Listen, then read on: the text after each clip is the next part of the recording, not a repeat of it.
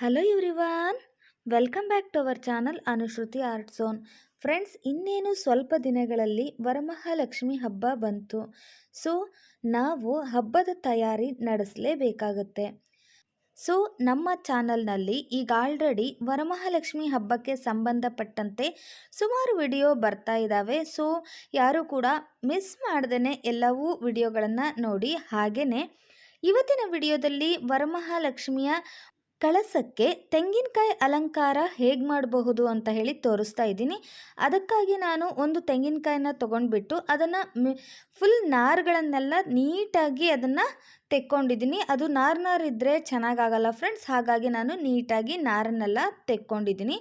ನಂತರ ಸ್ವಲ್ಪ ಗೋಧಿ ಹಿಟ್ಟು, ಅದಕ್ಕೆ ನಾನು ಸ್ವಲ್ಪ ನೀರು ಹಾಕಿಬಿಟ್ಟು ಚೆನ್ನಾಗಿ ನೀಟಾಗಿ ಅದನ್ನು ಮಿಕ್ಸ್ ಮಾಡಿಕೊಂಡು ಪೂರ್ತಿ ತೆಂಗಿನಕಾಯಿಗೆ ನೋಡಿ ಈ ರೀತಿ ನಾನು ಅದನ್ನು ಅಪ್ಲೈ ಮಾಡ್ತಾ ಇದ್ದೀನಿ. ಪೂರ್ತಿ ತೆಂಗಿನಕಾಯಿಗೆ ನಾವೇನು ಕಲಿಸ್ಕೊಂಡಿದ್ವಲ್ಲ ಆ ಗೋಧಿ ಹಿಟ್ಟು ಹಾಗೆ ಸ್ವಲ್ಪ ನೀರು ಹಾಕಿ ಅದನ್ನು ನಾನು ಪೂರ್ತಿ ತೆಂಗಿನಕಾಯಿಗೆ ಅದನ್ನು ಹಚ್ಕೊಂಡ್ಬಿಟ್ಟು ನಂತರ ಅರಿಶಿಣ ಪುಡಿನ ನೋಡಿ ಈ ಥರ ಒಂದು ಜಾಲರಿಯ ಸಹಾಯದಿಂದ ಈ ರೀತಿ ಸ್ಪ್ರೇ ಮಾಡ್ಕೋಬೇಕು. ಈ ರೀತಿ ಮಾಡೋದ್ರಿಂದ ಪೂರ್ತಿ ತೆಂಗಿನಕಾಯಿಗೆ ಒಂದೇ ಲೆವೆಲ್ಲಾಗಿ ನಿಮಗೆ ಬರುತ್ತೆ ಅರಿಶಿನ. ಇಲ್ಲ ಅಂದರೆ ಏನಾಗುತ್ತೆ, ನಾವು ಕೈಯಿಂದ ಈ ರೀತಿ ಮೆತ್ತಿದ್ರೆ ಒಂದು ಹತ್ರ ಜಾಸ್ತಿ ಒಂದು ಹತ್ರ ಕಮ್ಮಿ ಈ ರೀತಿ ಬಂದ್ಬಿಡುತ್ತೆ. ಸೊ ನೀವೇನು ಮಾಡಬೇಕು, ಈ ರೀತಿ ಜಾಲರಿಯ ಸಹಾಯದಿಂದ ನೀಟಾಗಿ ಈಕ್ವಲಾಗಿ ಈ ರೀತಿ ಬೀಳುವಂತೆ ಹೀಗೆ ಸ್ಪ್ರೇ ಮಾಡಿಬಿಡಿ. ಆವಾಗ ಎಲ್ಲ ಕಡೆಯೂ ಕೂಡ ಒಂದೇ ಲೆವೆಲಲ್ಲಿ ನಿಮಗೆ ಅರಿಶಿನ ನೀಟಾಗಿ ಅದು ಹತ್ಕೊಂಡಿರುತ್ತೆ. ನೋಡಿ, ಈಗ ನಾನು ಪೂರ್ತಿ ತೆಂಗಿನಕಾಯಿಗೆ ಅರಿಶಿನ ನಾನು ಹಚ್ಕೊಂಡಾಗಿದೆ. ಈಗ ತಿಲಕ ಇಡಲಿಕ್ಕೆ ಅಂತ ಹೇಳಿ ನಾವು ಡ್ರಾ ಮಾಡ್ಕೊಳ್ಳೋಣ. ನಿಮಗೆ ಯಾವ ಶೇಪಲ್ಲಿ ಬೇಕೋ ಆ ಶೇಪಲ್ಲಿ ನೀವು ತಿಲಕನ ಡ್ರಾ ಮಾಡಿಕೊಂಡು ಅದನ್ನು ಇಟ್ಕೋಬೋದು. ನೋಡಿ, ನಾನೀಗ ಸದ್ಯಕ್ಕೆ ಒಂದು ಸಿಂಪಲ್ ಆಗಿರುವಂತಹ ಡಿಸೈನಲ್ಲಿ ನಾನು ತಿಲಕ ಇಡೋದನ್ನು ತೋರಿಸ್ತಾ ಇದ್ದೀನಿ. ಒಂದು ವೈಟ್ ಪೇಪರ್ನ ತೊಗೊಂಡ್ಬಿಟ್ಟು ಅದನ್ನು ಫೋಲ್ಡ್ ಮಾಡ್ಕೊಂಡಿದ್ದೀನಿ, ಡಬಲ್ ಲೇಯರ್ ಬರೋ ಥರ. ನೋಡಿ, ಈ ರೀತಿ ನಾನು ಬರೆದಿಟ್ಕೋತಾ ಇದ್ದೀನಿ. ನೋಡಿ, ಈಸಿ ಆಗಲಿಕ್ಕೆ ಹಚ್ಚಲಿಕ್ಕೆ ಅನ್ನೋದಕ್ಕೆ ಈ ರೀತಿ ಬರಿತಾ ಇದ್ದೀನಿ.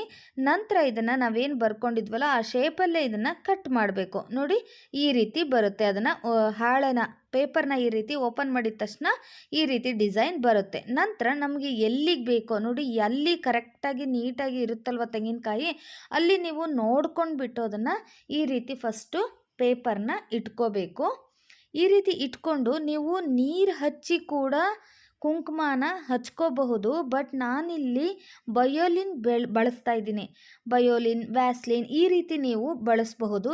ಯಾಕೆ ಅಂದರೆ ಕುಂಕುಮ ಹಚ್ಚಿದ ತಕ್ಷಣ ಅದು ಬೀಳೋದಿಲ್ಲ. ತುಂಬ ದಿನಗಳವರೆಗೂ ಕೂಡ ಕುಂಕುಮ ಹಾಗೇ ಇರುತ್ತೆ. ತುಂಬ ಚೆನ್ನಾಗಿ ನೀಟಾಗಿ ಅದು ಹತ್ಕೊಳ್ಳುತ್ತೆ. ಆದರೆ ನೀರು ಹಚ್ಚಿ ನಾವು ಕುಂಕುಮ ಹಚ್ಚಿದರೆ ಅಲ್ಲಲ್ಲಿ ಪ್ಯಾಚಿ ಆಗಿರುತ್ತೆ. ಹಾಗೆಯೇ ಕುಂಕುಮ ಬೇಗನೆ ಅದು ಡ್ರೈ ಆದ ತಕ್ಷಣ ಅದು ಉದುರು ಹೋಗುತ್ತೆ. ಬಟ್ ನಾವು ಈ ರೀತಿ ಬಯೋಲಿನ್ ಹಚ್ಚಿಬಿಟ್ಟು ನಂತರ ನಾವು ಕುಂಕುಮ ಹಚ್ಚೋದ್ರಿಂದ ಅದು ಕುಂಕುಮ ಉದುರೋದಿಲ್ಲ. ತುಂಬ ನೀಟಾಗಿ ಹಾಗೆ ತುಂಬ ದಿನಗಳವರೆಗೂ ಕೂಡ ಅದು ಹಾಗೆಯೇ ಇರುತ್ತೆ. ನೋಡಿ, ಈ ರೀತಿ ನಾನೀಗ ಡಿಸೈನ್ ಮಾಡ್ಕೊಂಡಿದ್ನಲ್ಲ ಅದರ ಮೇಲೆ ಪೂರ್ತಿ ನಾನು ವ್ಯಾಸ್ಲಿನ್ ಹಚ್ಕೊಂಡಾಯಿತು. ನಂತರ ನೋಡಿ, ಕುಂಕುಮವನ್ನು ನೀವು ಇಲ್ಲಿ ಹಚ್ಕೋಬೇಕು. ನಾವೇನು ಎಲ್ಲೆಲ್ಲಿ ನಾವು ವ್ಯಾಸ್ಲಿನ್ ಹಚ್ಕೊಂಡಿದ್ವಲ್ಲ ಅಲ್ಲಿ ಪೂರ್ತಿಯಾಗಿ ಈ ರೀತಿ ಕುಂಕುಮವನ್ನು ಹಚ್ಕೊಳ್ಳಿ. ಫ್ರೆಂಡ್ಸ್, ನಮ್ಮ ಚಾನಲ್ನ ನೀವು ಹೀಗೆ ನೋಡ್ತಾ ಇದ್ದರೆ ವರಮಹಾಲಕ್ಷ್ಮಿಗೆ ಸೀರೆ ಹೇಗೆ ಉಡಿಸ್ಬೋದು, ಹಾಗೆಯೇ ಗೆಜ್ಜೆ ವಸ್ತ್ರ ಹೇಗೆ ಮಾಡಬಹುದು, ಹಾಗೆ ಅದು ಕೂಡ ಗೆಜ್ಜೆ ವಸ್ತ್ರನ ನಾನಾ ರೀತಿಯಲ್ಲಿ ನಮ್ಮ ಚಾನಲ್ನಲ್ಲಿ ಬರ್ತಾನೆ ಇರುತ್ತೆ. ಸೊ ನೀವು ಹೀಗೆ ನೋಡ್ತಾ ಇದ್ದರೆ ಎಲ್ಲವೂ ಕೂಡ ನಿಮಗೆ ತಿಳಿಯುತ್ತೆ. ಹಾಗೆ ಹಾರಗಳನ್ನು, ವಿವಿಧ ಬಗೆಯಲ್ಲಿ ಹಾರಗಳನ್ನು ತೋರಿಸ್ತೀವಿ. ಹಾಗೆಯೇ ವರಮಹಾಲಕ್ಷ್ಮಿಗೆ ಅಲಂಕಾರಕ್ಕೆ ಸಂಬಂಧಪಟ್ಟಂತೆ ಹಲವಾರು ವಿಡಿಯೋಗಳನ್ನು ನಾವು ಆಲ್ರೆಡಿ ಹಾಕಿದ್ದೀವಿ, ಹಾಗೆ ಮುಂದೂ ಕೂಡ ಹಾಕ್ತೀವಿ. ಸೊ ಎಲ್ಲರೂ ಕೂಡ ಹೀಗೆ ನಮ್ಮ ಚಾನಲ್ನ ನೋಡ್ತಾ ಇರಿ, ಸಪೋರ್ಟ್ ಮಾಡಿ, ಓಕೆನಾ. ನೋಡಿ, ಈಗ ನಾನು ಪೂರ್ತಿ ನಾವೆಲ್ಲೆಲ್ಲಿ ವ್ಯಾಸ್ಲಿನ್ ಹಚ್ಕೊಂಡಿದ್ವಲ್ಲ ಅಲ್ಲೆಲ್ಲ ಪೂರ್ತಿಯಾಗಿ ನಾನು ಕುಂಕುಮವನ್ನು ಹಚ್ಕೊಂಡಾಯಿತು. ನಂತರ ಈ ಪೇಪರನ್ನು ನಿಧಾನಕ್ಕೆ ನೀವು ಅದನ್ನು ಎತ್ತಿದರೆ ಆಯಿತು. ನೀಟಾಗಿ ನಾವೇನು ಬರೆದಿಟ್ಕೊಂಡಿದ್ವಲ್ಲ ಆ ಶೇಪಲ್ಲೇ ನಿಮಗೆ ತಿಲಕ ಮೂಡಿ ಬರುತ್ತೆ. ಅಕಸ್ಮಾತ್ ಏನಾದ್ರು ಆಚೆ ಈಚೆ ಸ್ವಲ್ಪ ಏನಾದ್ರು ತಾಗಿದ್ರೂ ಕೂಡ ಏನೂ ತೊಂದರೆ ಇಲ್ಲ. ಒಂದು ಇಯರ್ ಬಡ್ಸ್ನ ಸಹಾಯದಿಂದ ಅದನ್ನು ನೀಟಾಗಿ ರಿಮೂವ್ ಮಾಡಿಬಿಟ್ರೆ ಆಯಿತು. ನೋಡಿ ಎಷ್ಟು ಚೆನ್ನಾಗಿ ಬಂದಿದೆ ಅಂತ ಹೇಳಿ. ಈಗ ನಾನಿಲ್ಲಿ ವೈಟ್ ಕಲರ್ ಪೇಂಟಿಂದ ಜಸ್ಟ್ ಸಣ್ಣ ಡಾಟನ್ನು ಇಡ್ತಾ ಇದ್ದೀನಿ. ನಿಮಗೆ ಯಾವ ರೀತಿ ಬೇಕೋ ಆ ರೀತಿ ನೀವು ಅಲಂಕಾರ ಮಾಡ್ಕೋಬಹುದು. ಇದರಿಂದಲೂ ಕೂಡ ನೀವು ಚೆನ್ನಾಗಿ ಇದನ್ನು ಡ್ರಾ ಮಾಡ್ಕೋಬಹುದು. ನೋಡಿ ಇಲ್ಲಿ ಜಸ್ಟ್ ನಾನು ಒಂದು ಸಣ್ಣ ಸಣ್ಣ ಚುಕ್ಕಿನ ಇಟ್ಕೊಂಡ್ಬಿಟ್ಟು ನಾನು ತೋರಿಸ್ತಾ ಇದ್ದೀನಿ ಎಷ್ಟು ಚೆನ್ನಾಗಿ ಕಾಣಿಸ್ತಾ ಇದೆ ಅಂತ ಹೇಳಿ.